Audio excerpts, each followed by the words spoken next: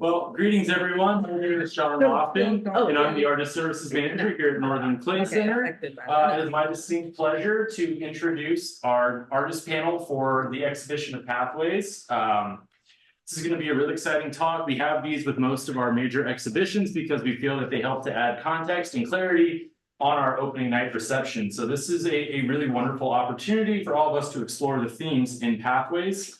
Tonight's moderator is Chotsani Elaine Dean. And joining us tonight, we have Del Bay, we have Sayge Carroll, Linda Christianson, and Mike Norman, all of whom are participating artists within Pathways exhibition. And just a little excerpt about Pathways. Pathways, collaboration, community play. This exhibition brings together artists, community programs, and outreach organizations that have embarked on and demonstrated alternative pathways to establishing, pursuing, and supporting sustainable creative experiences and careers in the ceramics field. Pathways that dispel the notion that the most valid path is to solely engage and operate within the academy, revealing opportunities beyond the accepted value of academic degrees with accessible and meaningful creative experiences and play. Participants in this exhibition have activated and continue to create viable pathways parallel to the traditional and, more often than not, expensive and increasingly inaccessible route of academia. I would like to say a tremendous thank you to the Wingate Foundation, without whose generous support this exhibition would not be possible. For everyone joining us on Zoom, please note this talk will be recorded, so please mute your microphones and your camera feeds. If you have any questions at all, please enter them into the chat and I'll be happy to ask those for you. Now, without any further ado, I would like to turn the floor over to Chotsani. Okay, great. Welcome, everybody. Thank you for being here. I'm going to open up for the panel with 3 different prompts, and each has a theme that we'll start with, beginning with labor, relationship, and extraction, talking about the invisible labor and resources that are central in their practice and what they're trying to bring to others through clay. We have some proverbs that are going to center us in gratitude, process, meaning, and metaphor, because the folks here in the exhibition have made a commitment and taken a risk as a maker, an artist, and a craftsperson. And then what we'll do is move into teaching and community and accessibility. And we do not have to keep this in a linear trajectory either, because as my students know, I do not move in a linear fashion all the time. We might find ourselves meandering on the same path.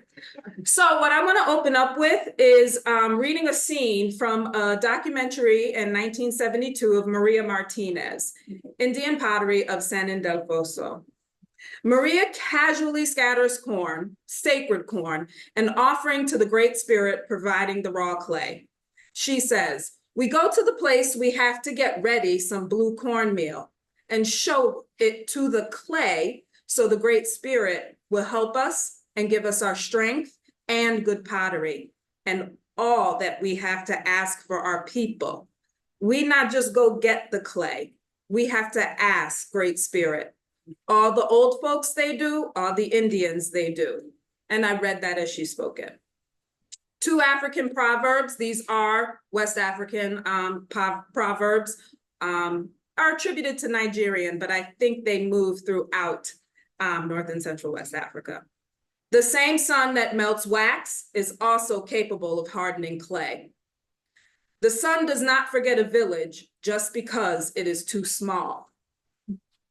And I'm going to close with David Shaner, just an excerpt from a piece he wrote from the Utilitarian 3 conference, "Celebrate the Object." And this was at Aramont School of Arts and Crafts, September 20th through the 23rd in the year 2000. The turn of the century.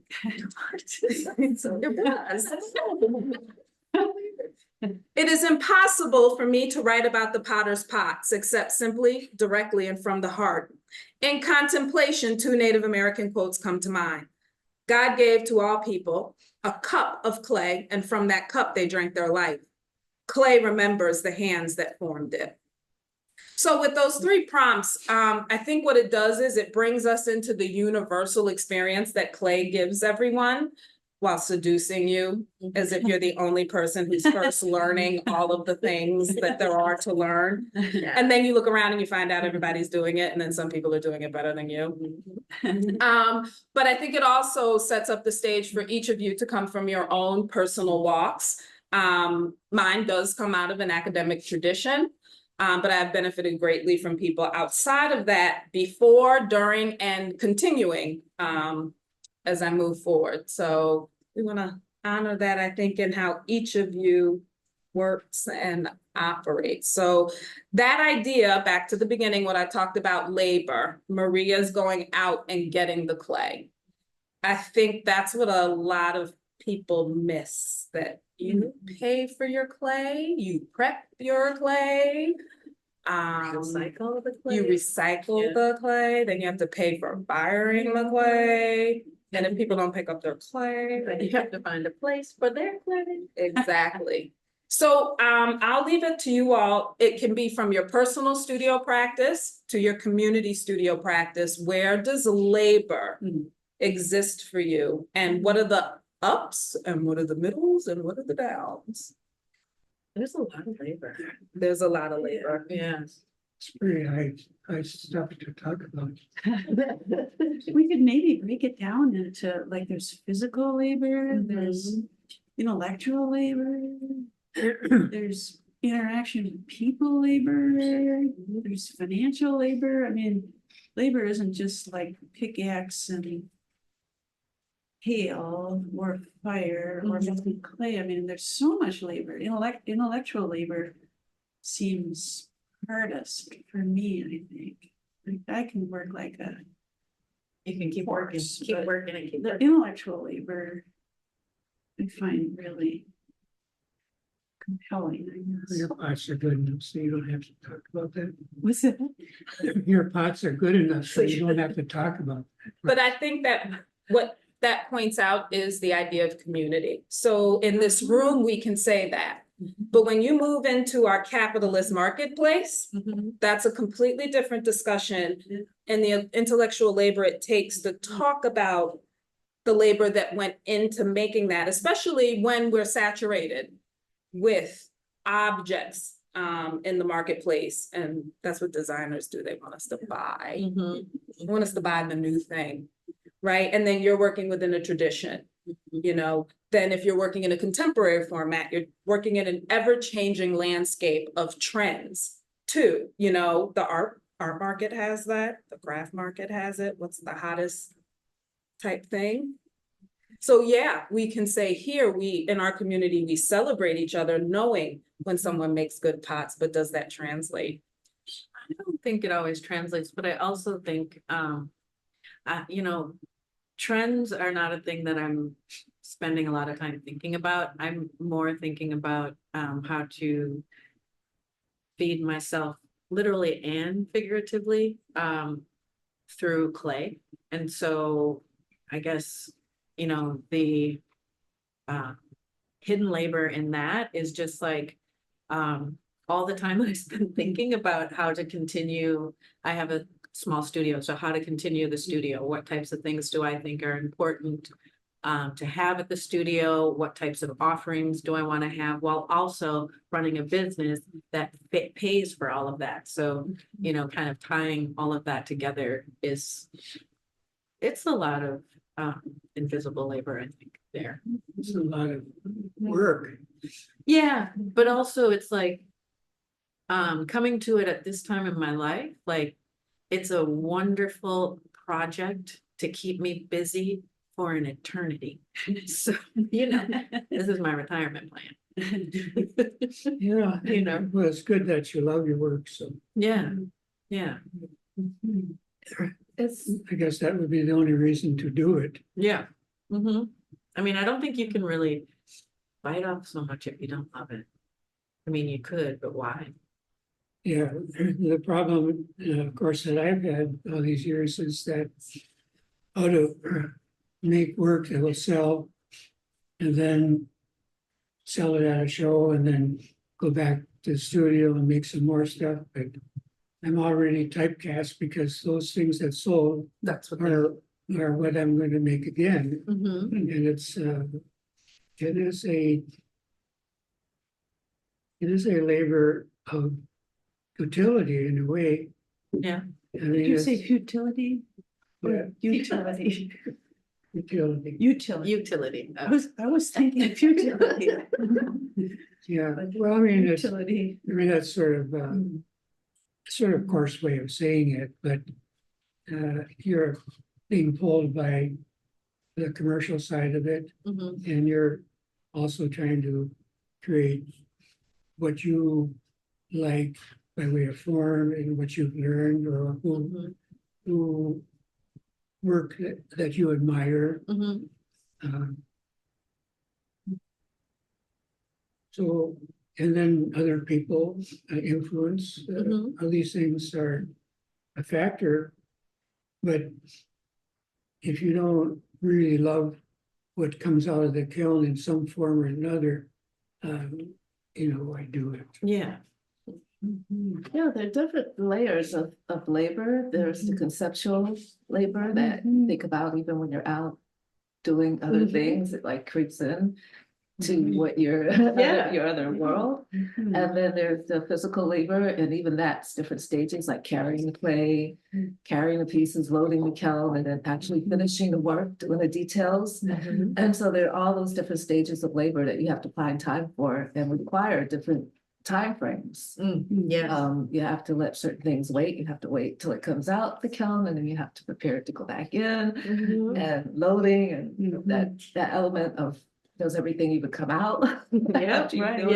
Yes, yes. And so there's that intellectual aspect of it that draws you as well. And yeah, you do have to really enjoy it because that labor when you're carrying it, it's not like going out and digging it up. But I've seen that documentary of that monk in St. Olaf Mhm. with the bed of clay out there, and he was like, they're like, well, how long do you plan to do this, or how much clay do you plan to make? Because he's bringing so much in. But yeah, you're thinking long term. I'm actually thinking to get more into it when I do retire, because right now I teach full time, and so it's hard to dedicate as much time to it as I want to, along with the other art forms that I'm interested in as well. And so I'm just building up my practice and exploring more as I go along so I can enter it more fully. Yeah, I think for me, I am all the way in it. There's nothing else. And so most everything that I'm doing, I'm thinking about how does this work with continuing the business and continuing to open up for a community. And so it's a lot of labor, but I don't think I think of it as labor, because when I hear the word labor, I'm thinking, the hard things I don't want to do, but I don't find that there's any part of this that I don't want to do.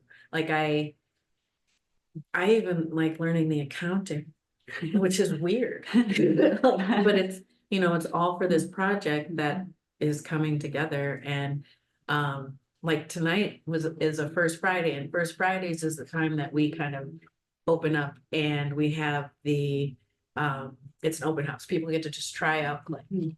They just come in and they may not know what they're doing. It's not really a class, but it's time to just play. And I don't think there's enough of that in society right now. People don't know like how to play, how to relax, how to not have to produce. And it's just good feelings. And there's labor in taking care of the pieces that they make and then firing it and glazing it and all of that.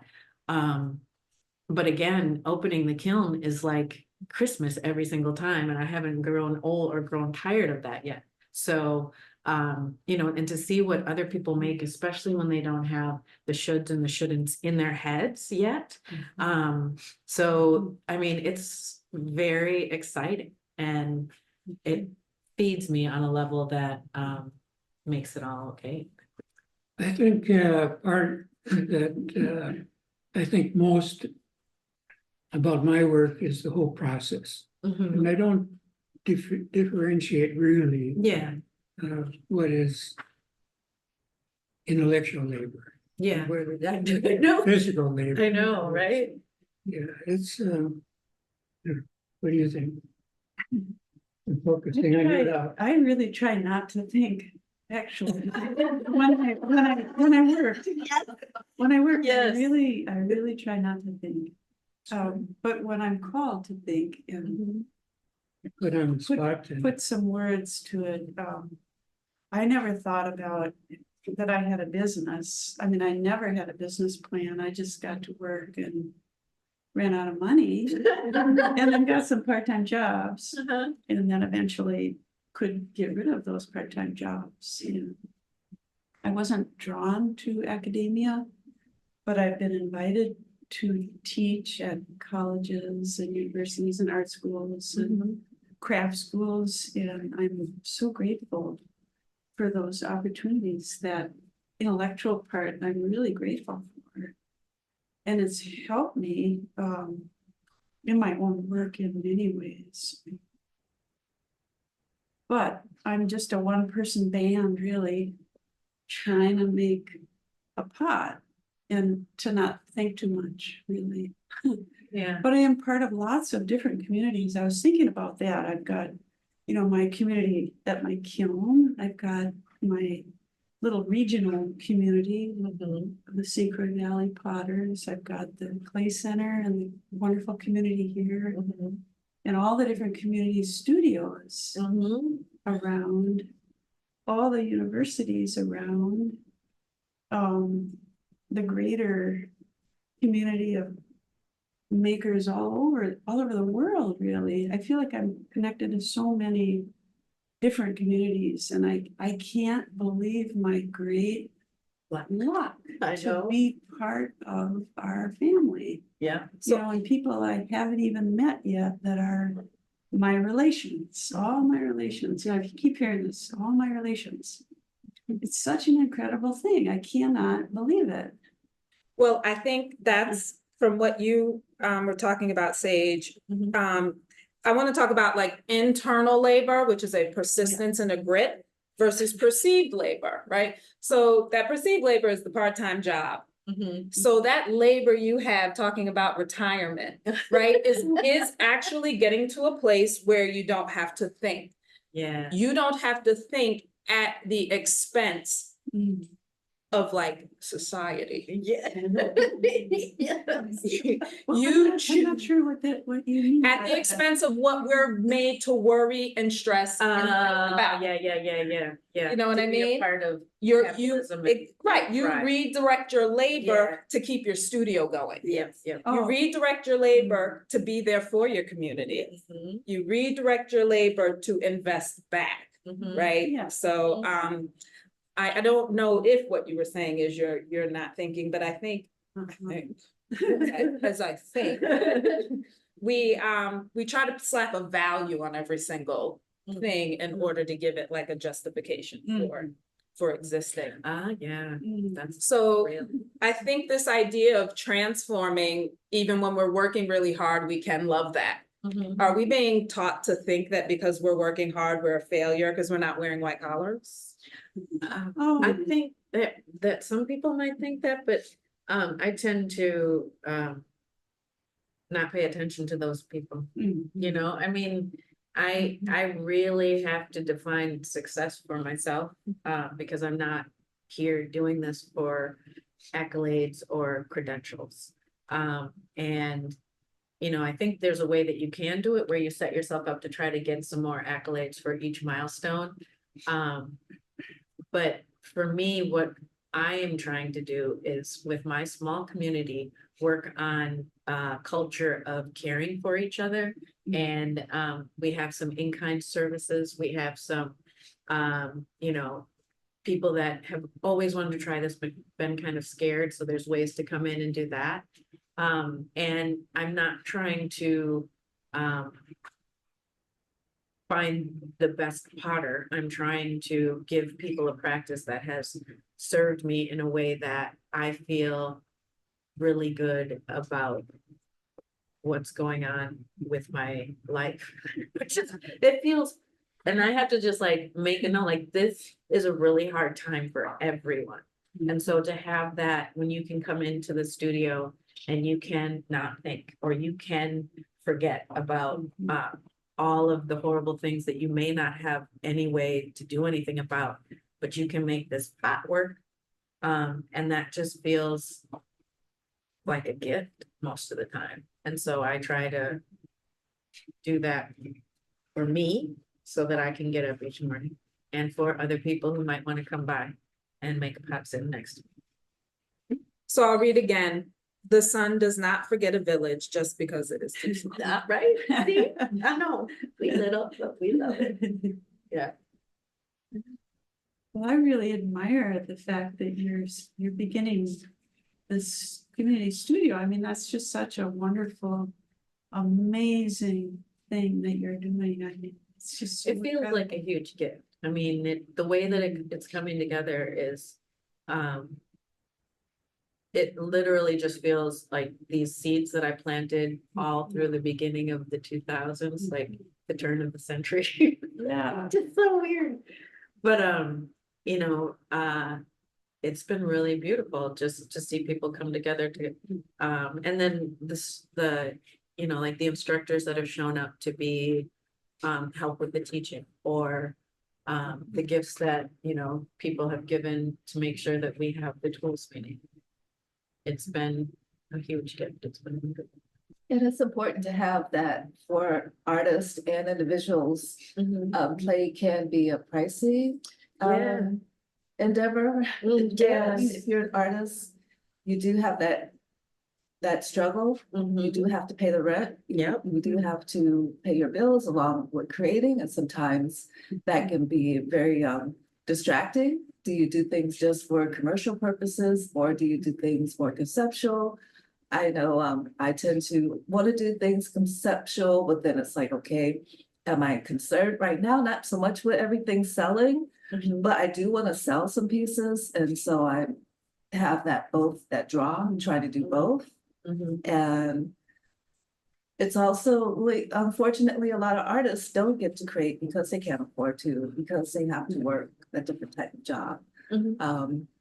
I worked at the post office for a while. It's like, Oh, yeah. Thank you. I love the post office. I mean, It's great. to make ends meet many times. yeah, and so it's that struggle. Do you do that? And do you feel like you're compromising yourself when you do that? Some people are like, oh, I can't do that. I'm an artist. I have to create. I can't take another type of job. It's like, well, I'd rather have a roof over my head as an artist. Yeah.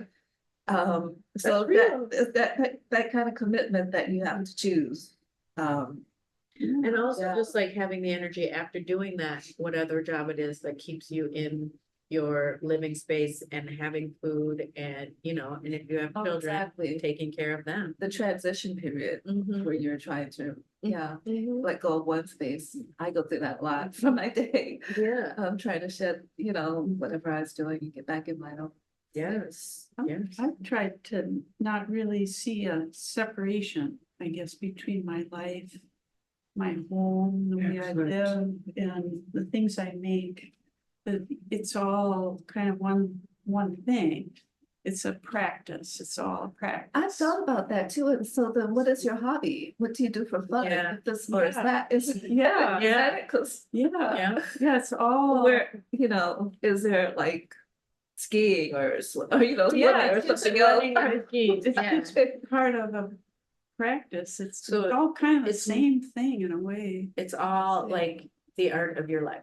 Yeah, In a lifestyle. way, Yeah, I guess. yeah. Yeah, That and sounds then good. some of it I sell. A lot of it I don't sell. A lot of things I make I don't sell. That might be considered art by other people, but I don't really think of it as anything other than this is what I'm looking at and making, and sometimes photographing, sometimes framing. But I think that, It's all kind of the same. but yeah, I'm gonna interject here just to say too, when I bring up this idea of invisible labor, and when we talk about in the end, community and accessibility, different factors create different ways in which people experience labor, divide their labor up. And you mentioned having children. how if you work a part-time job, that takes away for, when you come back. So I was just jumping in to say, those Yeah. are the parts of the invisible labor, Right. you That could know, be- right, that have the same extraction from your body. Go ahead, I Mike. think if you didn't think about everything as labor, you wouldn't have that problem. Well, but some Yeah, it's people, really true. labor isn't the same Yeah. in experiences. The thing that Mm. has followed me over the years, and that I've been fortunate to be aware and awake enough without being dragged down by other thoughts and so forth, is what Howard Walpole said in 1859 when he coined the word serendipity.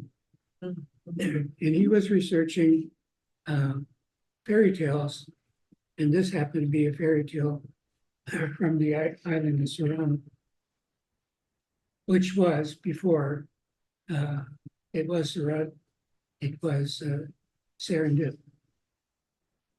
And the fairy tale was based on three princesses who, in a way, they lived in an open, generous way, to not be always thinking about something else, so that they were alert to interesting things happening or unexpected events that sort of clicked.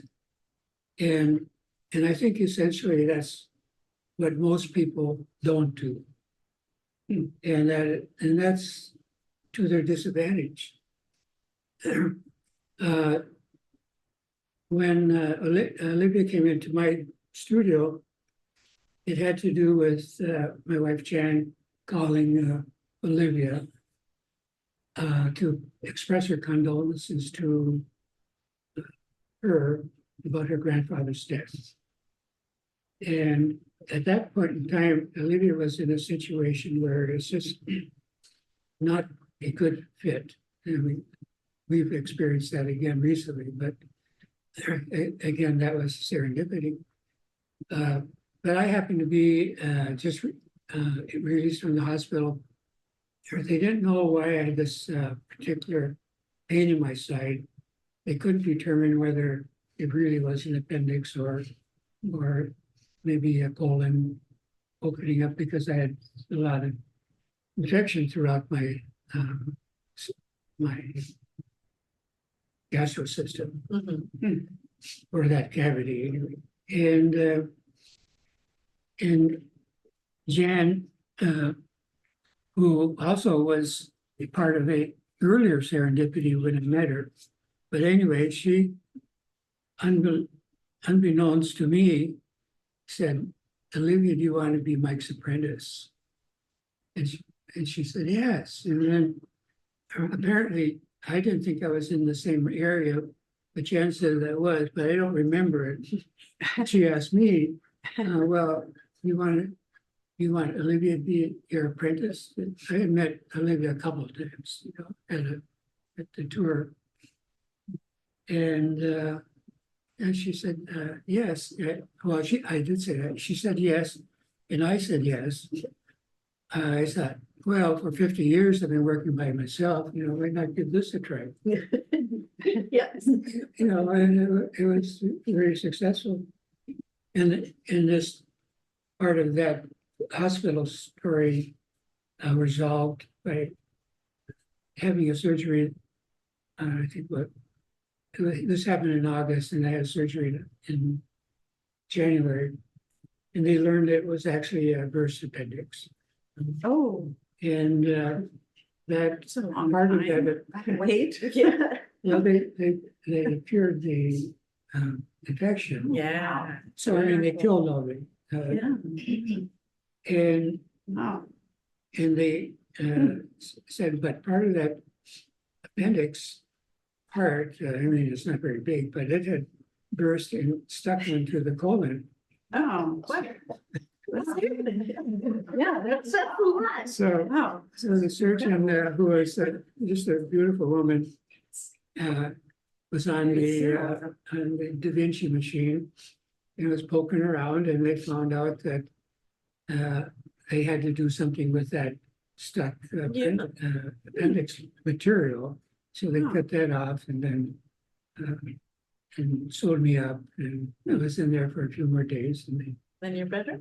and better, yeah. Awesome. So I mean, all I'm saying is that somehow we get too caught up in this sort of matters of work or intellectual identity or trying to give ourselves meaning of why we're doing this. Who's the we? When you say we get cut up? Yeah, So I everyone. mean, the universal we. Whatever work you're doing, and you don't, and that affects your home life, or you come home from work and you start bitching at your kids and wife, and you don't have to do that, Yeah. but apparently it gives you relief. But Well, I just want to clear, I hope there wasn't an implication that anyone was coming home. No, I don't think, I think Oh, this is okay. talking to the No. greater, Okay. like. Yeah. When I just mentioned One of the, parenthood, yeah, so I just yeah, wanna yeah, make sure. that's, Okay. I think you're just talking more about like, Yeah. as It's people okay. go through their Okay. lives. People. Oh, okay. Yeah. You're not talking to me specifically. Yeah. Well, I just brought it. Look at you. Yeah, yeah. We can't get caught up and get frustrated, especially if what we're doing for our other job isn't what we really want to do. Yeah. And I think Yeah. a lot of people are caught in positions and doing things to Sure. earn a living that they are not happy with. They're doing it just because they kind of fell into it and don't know how to switch. It takes a great deal of courage to change routes, to take a leap of faith. If it's something you Yes. haven't done before. Or you may have done it, but it's not so secure. Yeah, I mean, yes, And so definitely. the life of an artist isn't very secure. I mean, like, what if you do get ill, like you got ill, there goes your production. And I don't really think of it as labor, even though I think of birth when I think of labor. I think it's more like production. Yeah, yeah. Because you're choosing and you're orchestrating what happens. Mhm. Labor is like when someone's forcing you or you're doing it. And Yeah, it has that's to be why I done. think- No That's matter why I don't, how, I think you that's why gotta- it doesn't think or Um, feel like labor for. Think of chain gas. Yeah. Labor. Yeah. But yeah, or working the post office. You know, I carry sacks. Yeah, but then I go in the post office. I'm not We were both mail facilities, so we worked in the Yeah. back where they had the sacks off the trucks until I got moved upstairs, but see that's when they sorting started around everybody in the Christmas trucks. and that kind of stuff. But Yeah. you're choosing to create and you're orchestrating, you're producing and you're choosing your time frame. But then if something does happen and you can't produce, that can throw you off. Yeah. And sometimes And you if can't you're- recover. Yeah, if you're relying on that for money, it's gonna be really difficult. And yeah, going from, a job where you have insurance and you know that you're gonna be cared for. If you have a sick day, you can have sick pay or you have some vacation time. Into going into a job where you don't and it's just you that you are relying on can be really scary and not really. I don't know, not a lot of people can make that choice when they have a full family to take care of, I feel really grateful that this was a choice I was able to make. And I don't really feel like it's a labor. But do you feel you can't use that word and redefine it so that those ideas that you're talking about that do exhaust people, that there can be a reframing of how that is seen? Because you are still using a word job. There is work that is done, and that was something else that I mentioned in the prompts about a certain sense of gratitude, which has been mentioned quite a few times. Luck was mentioned. I would say, I don't know if it's luck, because you did work. Yeah, You did work, and there is some language that I think we can use, which is Mhm. there is a labor, you needed rest afterwards, Mhm. you know, and then you do have the reality of paying the bill, Mhm. right? Yeah. So we have to bring some value, you know, into that. So within our community, how do you recognize that? And you said it really beautiful in creating a community with a system of care that isn't Yeah. solely transactional. Right. Right, but we Yeah. also can't Yeah. ignore the fact That that we there got to has to pay be the some bills. drag Yeah. transactions. Yeah, I mean, Yeah. it's not a utopia, Yeah. where everybody can have everything that they want. Yeah. Mhm. But I think to the point that you were talking about, people coming home and taking out their frustrations on the people that are closest to them. I think if we stay in the mindset that you were talking about, where you're just grateful, the more you can stay grateful and just see the serendipity that's happening all the time with so many things in our lives, then you can stay in that gratitude and you can have the life where everything is kind of interwoven and it's just the art of this life that you're making this time that you're here, you know? Perfect.